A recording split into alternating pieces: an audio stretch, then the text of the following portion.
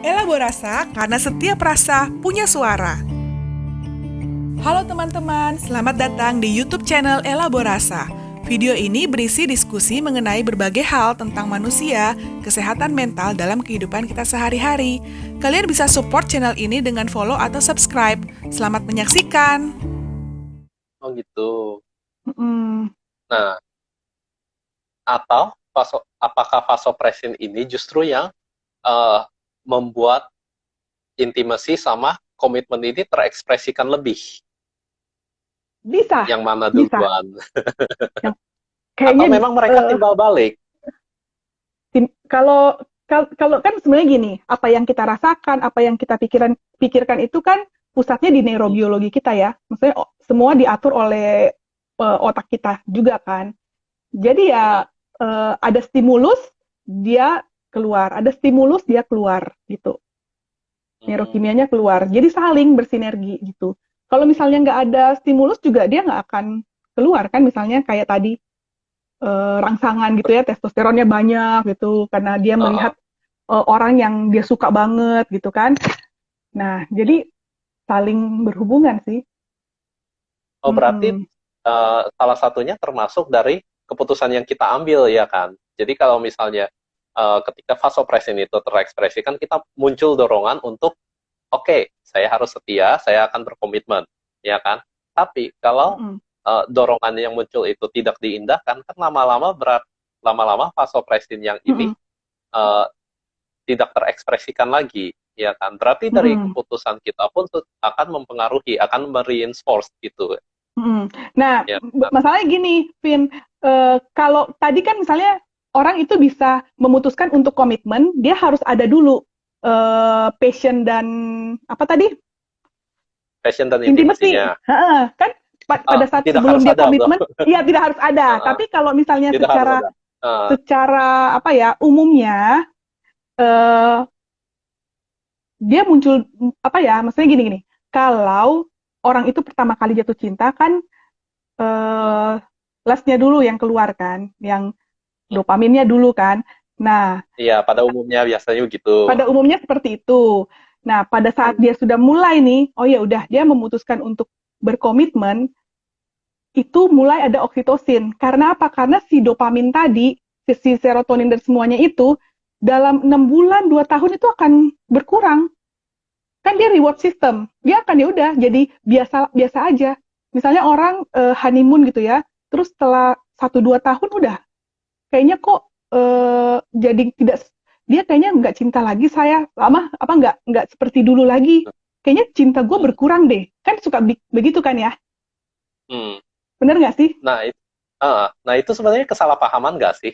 Karena cinta itu dinilai hanya dari passionnya saja gitu, Iya tidak bener menilai dari intimasi dan komitmennya. bener. Nah ini yang mau kita sampaikan nih Vin, jadi kadang kita merasa bahwa cinta itu adalah pada saat dopamin kita naik kita lagi semangat banget tuh loh yang bergairah Hmm. pada awal-awal itu cinta gitu tapi padahal Hmm. sebenarnya cinta itu termasuk si intimacy bonding Hmm. kepedulian sama dia, bagaimana kita bertanggung jawab, kita mau berkorban buat orang ini gitu. Nah, Hmm. tanpa yang Termasuk tadi dari keputusan-keputusan, ya kan?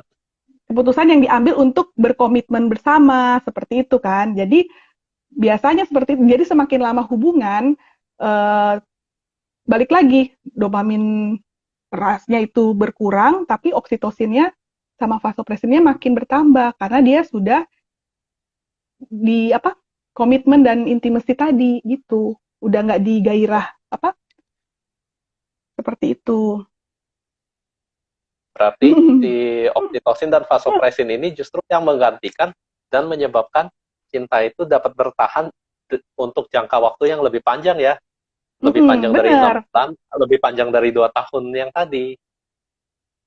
Makanya kalau tanya sama orang yang sudah usia pernikahan 50 tahun ada kan ya biasanya ditanya Mhm. gimana caranya kamu mempertahankan sebenarnya bukan mempertahankan ya tapi karena ada sih komitmen tadi ini gitu ya kan. Betul. Dan penting juga tuh buat orang-orang yang sudah menikah kan ada tuh honeymoon yang setiap tahunnya karena dia untuk membangun kembali si infatuation-nya dan passion-nya itu, mencoba hal baru, membangun passion baru gitu ya, bareng pasangannya, itu juga ternyata bisa tuh, tapi ya nggak akan sama seperti waktu pertama kali mereka ketemu, nggak akan seperti itu gitu. Iya, benar. Gitu. Nah, uh, uh. Nah ini kan Mm-mm. ada satu pertanyaan kecil nih menggelitik. Kalau Mm-mm. vasopressin pada pria, oksitosin pada wanita, apakah apakah pria nggak bisa memproduksi oksitosin? Apakah wanita nggak bisa Bisa. memproduksi vasopressin? Ada, tapi pada pria itu umum si vasopresin, oksitosin itu juga diproduksi pada pria dan wanita, tapi wanita nggak ada vasopresin deh, setahu saya. Oh Yang iya. saya baca gitu. Heeh. Nah, dia mungkin karena itu tadi yang ini nih pertanyaannya, mungkin karena secara nature pria itu yaitu dia hmm, apa ya, poligami ya. Kalau zaman dahulu ingat nggak sih pada zaman nabi-nabi Uh, uh, dulu? lebih mudah jatuh cinta. Tapi sebenarnya yang perlu diingat juga adalah ini, kayak setiap individu manusia itu tercipta berbeda gitu. Iya, Jadi jangan terlalu mudah juga menggeneralisir. Kalau pria itu lebih mudah jatuh cinta lah, nggak juga. Gitu. nggak juga, karena ada juga yang Nggak nggak. juga, Iya, benar. karena ada juga Hmm, yang nggak. Ada mm-mm. wanita itu lebih sulit selingkuh lah, nggak juga. Nggak juga, ada juga Lah, kasusnya. nggak juga. Benar, benar, Banyak banget malah. benar. Mm-mm. Heeh. Banyak Nah, banget. setelah tahu nih 3 pilar ini, eh, tentang cinta, tentang apa, passion, infatuation, daya tarik, sampai intimacy dan komitmen gitu ya. Seringkali nggak sih ada yang bertanya-tanya nih ya, seringkali nih kayaknya sama-sama mencintai, tapi kok nggak bisa bareng-bareng, nggak bisa bersama gitu.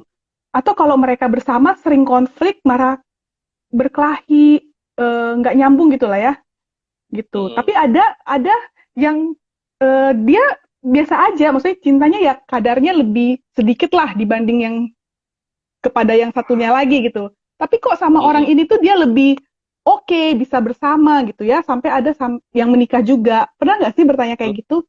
Itu kenapa tuh, Vin? Uh-uh. Nah, itu sebenarnya eh, sebenarnya ada kaitannya juga dengan 3 pilar itu kan, kayak yang yang ini tuh saya naksir banget, seneng banget gitu kalau Mm-mm. sama dia, pokoknya cinta banget. Tapi tiap ketemu berantem, konflik. Mm, Lah mm, mm, itu kan kalau kalau kita ngelihat dari 3 struktur itu, berarti perasaanmu itu passionnya tok, ya kan? Nah, mm, mm, sebenarnya secara intimasi, walaupun sudah tergali, itu ditemukan kalian tidak cocok satu sama lain gitu. Makanya sering konflik, mm, gak heran gitu kan.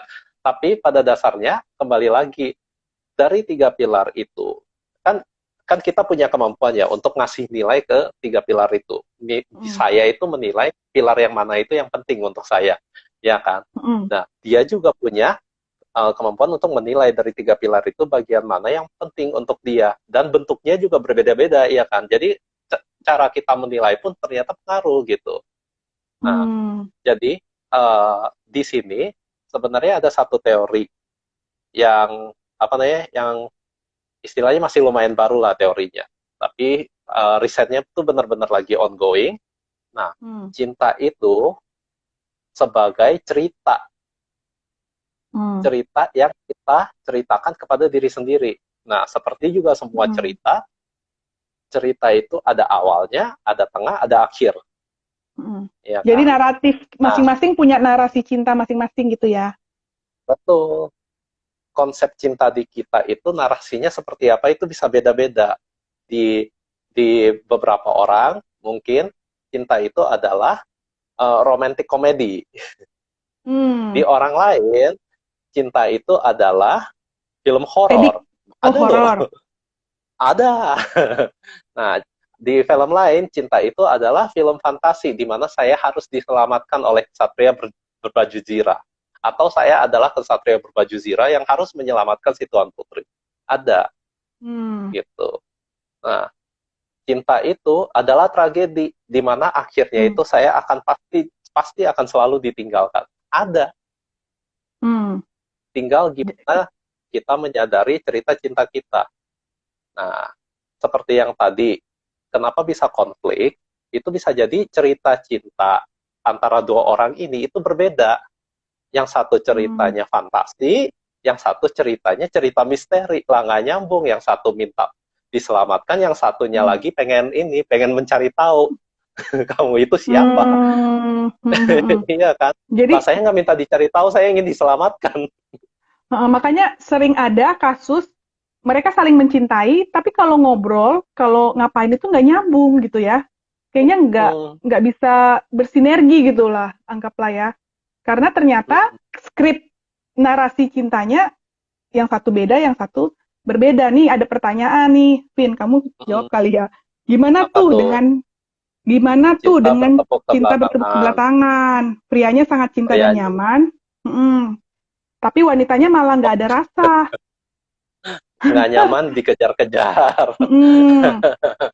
Nah, ya langkah pertama lagi-lagi kenalin cinta yang kamu miliki itu punya pilarnya yang mana aja gitu. Kalian udah di tahap mana gitu kan. Kalau bertepuk sebelah tangan ya, kalau bertepuk sebelah tangan berarti asumsinya komitmennya itu belum terbangun sama sekali. Yang which is nggak apa-apa gitu kan. Lagi-lagi masuknya satu doang nggak apa-apa, tapi jangan lupa pupuk dua-duanya. Nah, komitmen yang nggak ada dan pihak si wanitanya nggak mau berkomitmen, ya udah mau gimana lagi, terima ya kan. Tapi kembali lagi di sini kan ada ini aspeknya nih. Prianya merasa sangat cinta dan nyaman, wanitanya malah nggak ada rasa dan tidak nyaman jika dikejar-kejar. Berarti si prianya kan mengenali bahwa si wanitanya tidak nyaman. Kalau sudah terpupuk intimacy, yakin deh, kalau sudah terpupuk intimacy, rasa nyaman itu otomatis akan ada. Ya kan? Kalau Dua-duanya saling ya. mengenal.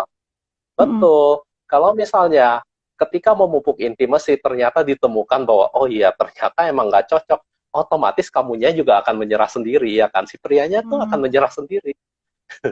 Kalau nggak cocok, orang tiap ketemu dia itu rasanya pengen mukul, lah gimana?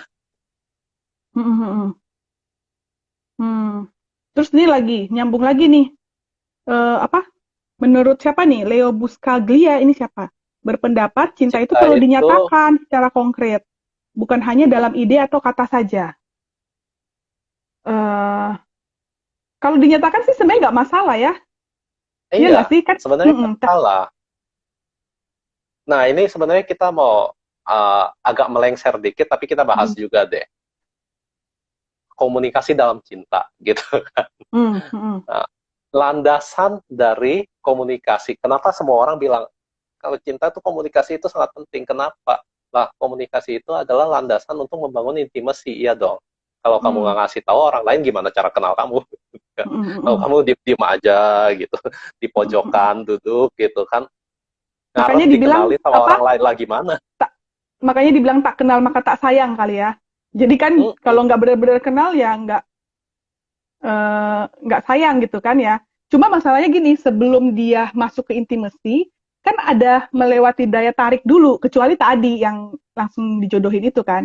Nah, kalau pas daya tarik, nah ternyata misalnya si cowoknya suka nih sama ceweknya, tapi ceweknya tidak tertarik sama sekali gitu misalnya ya. Nah, nggak ada tektokan gitu loh. Jadi makanya nggak bisa masuk ke intimacy ini.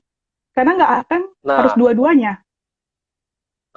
Nah, di sini tuh sebenarnya bisa melihat bahwa sebenarnya kalau kita cukup sensitif ya, itu cerita cinta yang kita pegang sama cerita cinta yang bukan pasangan, belum pasangan, yang kita ingin jadikan pasangan itu pegang, itu nggak cocok.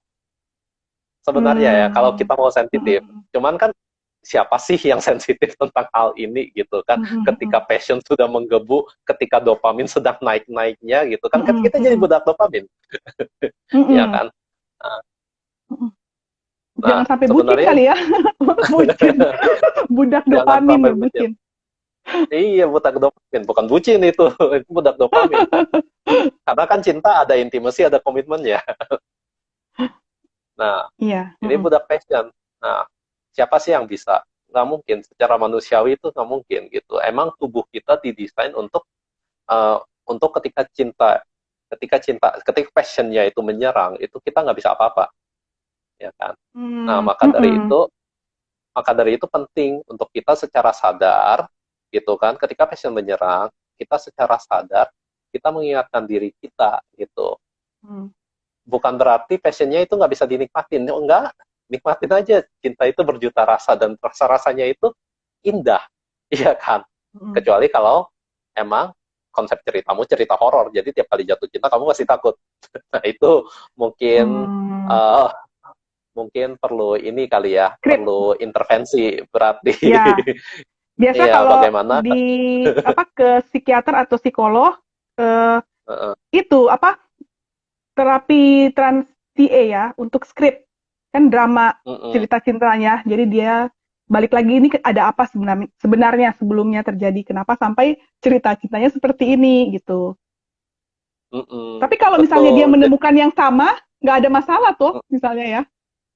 Kalau seandainya dia menemukan, kalau misalnya menemukan yang sama, merasa cocok, saling nyaman satu sama lain, nggak masalah. Kenapa? Karena berdasarkan riset juga, dua orang yang cerita cintanya kompatibel, itu memang kesuksesan hubungannya itu akan lebih tinggi. Gitu. Jadi horor sama horor, walaupun negatif sama negatif. Tapi kembali lagi, jangan sampai cerita cinta ini justru yang mendikte kita gitu. Kalau horor sama horor ketemu dan dalam perjalanan cintanya itu membuat dua orang ini menjadi nggak fungsional dalam arti apa? Hubungannya itu menyakitkan satu sama lain. Hubungannya itu membuat masing-masing tidak bisa melakukan aktivitas yang diperlukan untuk mereka selamat gitu, untuk survive. Jadi nggak bisa makan, nggak bisa tidur, nggak bisa kerja, gitu kan. Banyak sakit, secara fisik terancam. Nah, itu juga butuh intervensi, walaupun dua-duanya punya skrip yang sama. Gitu. Karena dua-duanya toksik jadinya, seperti itu kali ya. Betul. Jadi emang sebenarnya peran yang kita ambil dalam suatu hubungan pada dasarnya emang didikte sama skrip, sama cerita cinta yang kita punya. Tapi dalam hal lain, ketika kita mengambil peran tersebut, kita juga bisa menentukan seberapa besar peran ini yang saya ambil gitu, ya kan? Jangan sampai saya mengambil sedemikian besarnya sehingga saya merugikan diri sendiri, sehingga saya merugikan pasangan. Kan tanda-tandanya apa sih gitu kan? Hubungan yang sehat itu tanda yang paling utamanya adalah saling membangun. Life giving ya, saling ada yang menghidupkan. Kalau satunya merasa, kalau satunya nggak merasa, satunya merasa berarti bukan. Nah, ini kayaknya kita perlu address deh. Soalnya sekilas udah 2 kali ditanyakan, Dok, gimana dengan mereka yang suka sesama jenis? Apa yang salah secara neurologis dan psikisnya? Nah, ini kan mungkin ini ya orientasi seksual. Nah, ini kan notice ya. Selama ini kan kita ngomongin cinta itu kita nggak menyebutkan gender sama sekali. Kenapa? Karena memang proses tumbuhnya cinta itu universal di semua manusia, nggak peduli gender. Ya kan? Secara neurobiologis gimana? Sama juga, sama aja kan. Kalau ngomongin soal yang orientasi seksualnya dengan homoseksual, dengan heteroseksual kan, kalau dibilang ya dari definisi cintanya, semua skrip cintanya tadi, narasi cintanya kan sama juga sebenarnya. Dari dopamin, oksitosin, serotoninnya, dan norepinefrinnya juga proses rilisnya dan segala macamnya kan nggak beda ya. Jadi ya semoga itu menjawab pertanyaannya. Bisa nggak kita definisikan dari tadi yang Evin bilang, kalau bucin itu berarti memaksakan cerita cintanya sama orang lain, yang misalnya jadi kan dia udah tahu nih, kayaknya cuma di dirinya dia saja yang tadi. Jadi kan cinta yang sehat itu life giving, hubungan yang saling menguatkan, saling memberi, saling menghidupkan gitu kan. Tapi ini ternyata Mm-mm. satunya seperti jadi dirugikan, malah dia kayak lebih banyak berkorban gitu. Dan dia cenderung ya Mm-mm. udah memaksakan aja, padahal sebenarnya kalau disadari cerita cintanya beda dengan orang yang dia suka itu. Nah, ini harus agak hati-hati, bisa benar bisa salah gitu Gimana kan. tuh? Misalnya, misalnya nih, kita ambil contoh Mm, salah satu konsep cerita cinta. mm, Itu salah satu konsep cerita cinta, cinta adalah adiksi gitu. Aku mm, tidak bisa hidup kalau tanpa kamu. Ya kan? Berarti kan mm, dalam hubungan ini ada dua peran. Yang satu itu mm, yang si ediknya, si mm. candu, yang satunya lagi si obatnya. Iya kan? Ya, heeh. Candu sama obat kan. Nah, saya ketergantungan sama obat. Si Mm, obatnya ini adalah enabler. Kalau si mm, obatnya hilang, si candunya nggak bisa hidup. mm, Semakin lama, semakin lama, dan si obatnya ini merasa sangat dibutuhkan oleh si candu. Jadi dia ingin merasa dibutuhkan, ya kan? mm, Nah, kalau mereka bersama terus lama-lama mm, saling keterikatan begini, si mm, si si codependent ini nggak merasa bahwa dia bisa jadi akan merasa bahwa dia bukan dirinya lagi kalau tidak dibutuhkan oleh si candu. mm, Sedangkan si candu merasa saya tidak bisa hidup lagi kalau tanpa si obat ini, gitu. mm, Tanpa si codependent ini. Lalu secara individu kan kita tahu ya, kita hidup walaupun kita makhluk sosial, kita kan juga butuh untuk yang namanya mengaktualisasi diri, ya mm, kan? mm. Lah, bagaimana dua orang ini bisa menjadi diri mereka sendiri dalam hubungan Iya, ini? benar, benar Nah, juga ya. ini Hmm, ini salah satu contoh yang toksik walaupun mereka tidak saling memaksakan cerita cinta mereka. Orang ceritanya sama-sama mm, cerita addiction, ya kan? mm, Ada awal, ada tengah, akhir, tapi akhirnya adalah kami saling membutuhkan dan tidak bisa dipisahkan dan kami tidak bisa menjadi manusia masing-masing. mm. Jadi Tapi begitu itu kalau begitu. kalau kalau satunya tiba-tiba pergi, ya bisa jadi depresi kali ya pasangannya. Iya, sedangkan kan kita tahu, kita apa namanya pasangan kita pergi itu bukan sesuatu yang kita bisa kontrol, ya kan? Mm, Kan begitu banyak kemungkinan. Dia mm. perginya dalam hal apa? Bahkan dalam kasus ekstrim, ketika si pasangannya pergi, mau dinas keluar kota, lah saya gimana? Hmm, hmm, hmm, hmm. Iya kan? Kamu mau tinggalin saya? Hah? Iya kan? Kan Tapi tidak kalau masuk akal. misalnya, iya, nggak masuk akal karena sebelum dia ketemu pasangannya tersebut, dia baik-baik aja bisa hidup.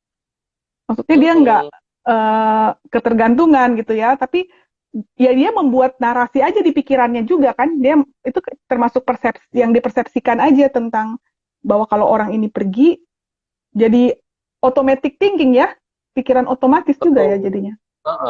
Betul. Tapi sebenarnya yang terjadi, sebenarnya dari awal ketika dia memilih pasangan pun, narasi ini sudah mendorong dia untuk memilih pasangan tersebut. Gitu. Hmm, Saya ketemu orang yang ini, yang saya merasa saya tidak akan bisa hidup tanpa dia. Saya sangat tertarik dengan orang itu. Kalau misalnya ada orang yang tidak membuat dia merasa seperti itu, dia nggak akan milih walaupun orang itu baik gitu. Nah, jadi yang terjadi adalah modalnya ada, tapi ketika mereka berhubungan, itu dinamika hubungan mereka itu memperkuat narasi ini di dalam pikiran dia. Lagi-lagi ini kan terjadi di bawah sadar. Jadi makin lama cerita ini makin kuat. Kalau bukan kalau model cerita cintanya bukan begini, itu bukan cinta. Maka dari itu, hmm, hmm, hmm, saking kuatnya itu masuklah ke level yang membuat mereka toksik satu sama lain gitu. hmm. Nah, pertanyaan terakhir nih. Mm-mm. Cerita cinta orang itu bisa berubah nggak?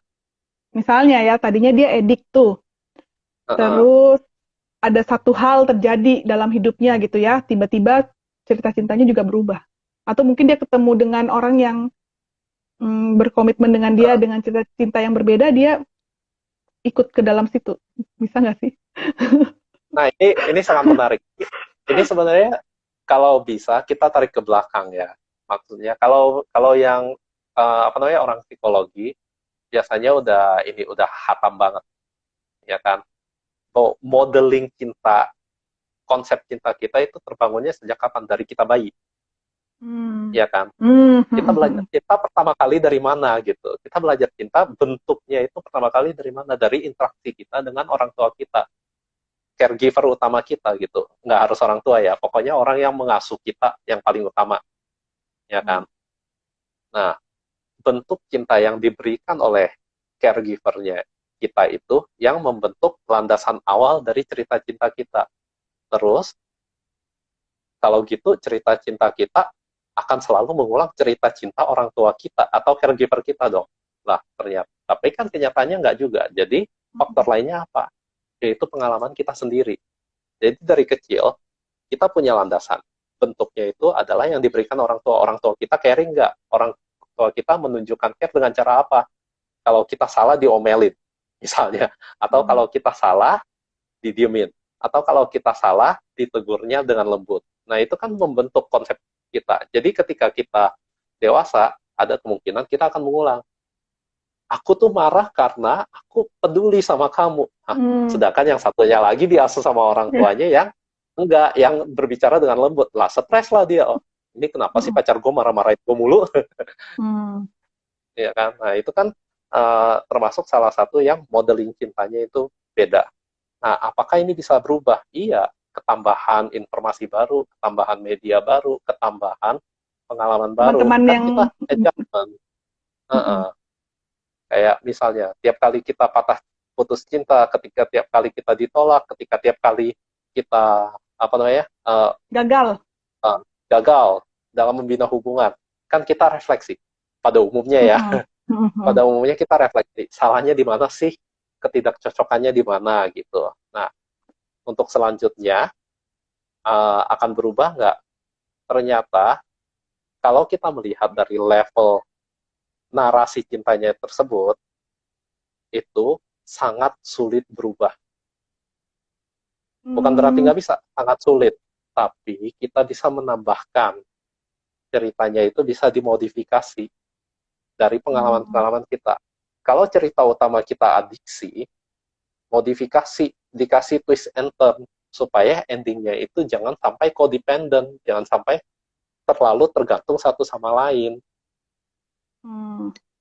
Makanya penting banget nih kita bahas nih yang hari ini tuh goalnya agar kita bisa mengenali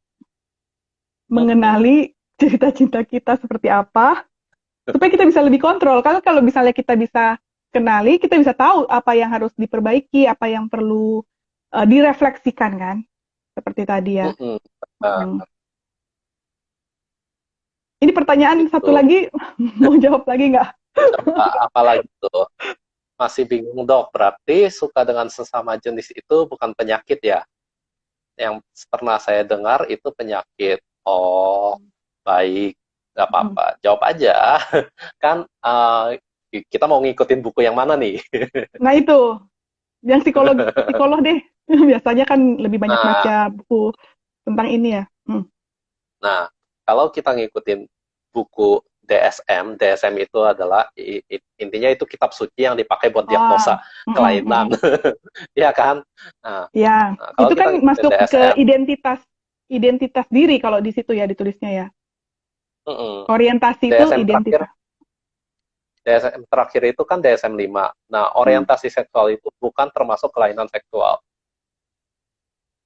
Mulai dari DSM 3 itu udah nggak ada. Jadi landasan dibikin DSM itu dari mana? Itu ya dari riset berulang-ulang. Iya kan? Berarti udah lewat 3 jilid tuh. Itu udah bukan kelainan. Jadi udah nggak bisa dianggap sebagai penyakit. Oke, semoga menjawab. Semoga menjawab. Ya. Baiklah, tidak terasa sudah 1 jam lebih. Ada yang mau disampaikan? Iya, udah 1 jam lebih kita. Nggak terasa ya.